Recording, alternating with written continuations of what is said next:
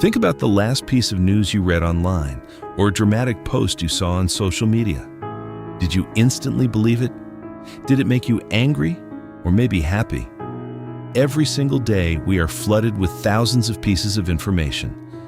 Our brains love taking shortcuts, so we often accept things at face value if they match what we already believe. But here's the truth. In a world full of noise, the most valuable skill you can possess is not knowing all the answers. It's knowing how to ask the right questions.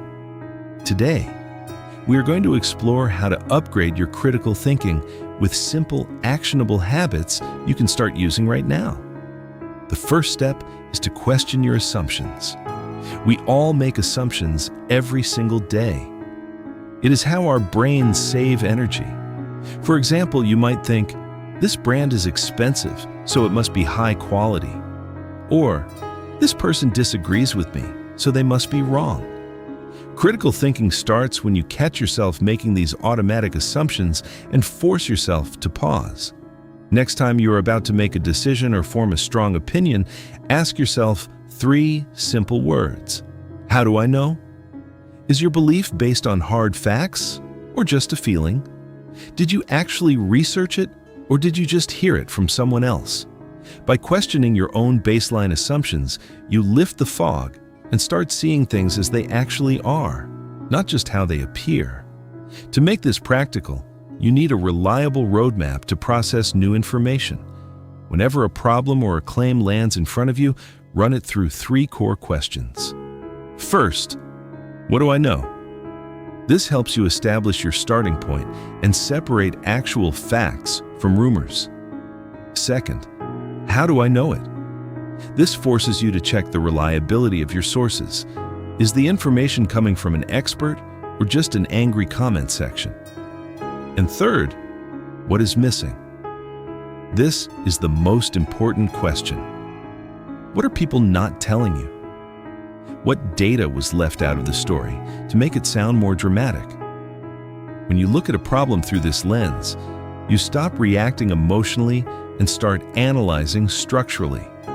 You become much harder to manipulate because you are actively looking for the missing pieces of the puzzle. Now, let's talk about the hardest part of critical thinking, fighting your own brain. We all suffer from something called confirmation bias. This is our natural tendency to search for, interpret, and remember information in a way that confirms what we already believe.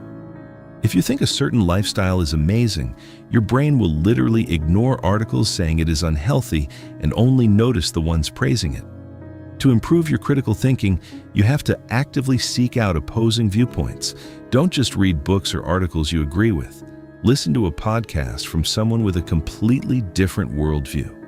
You don't have to change your mind, but you do need to understand why they think the way they do.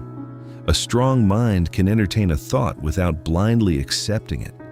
Finally, critical thinkers think about the consequences of the consequences. We call this second-order thinking. A lot of people only think about the immediate results of their actions.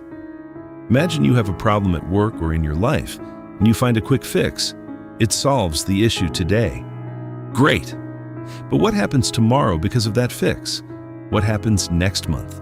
Before implementing any solution, always ask yourself, and then what? This simple question prevents you from replacing a small, temporary problem with a massive, permanent one later down the road. Improving your critical thinking isn't about becoming a cold, emotionless robot. It's about gaining intellectual freedom. It's about being the person who can look at a chaotic situation, slow down and say, let's look at the facts.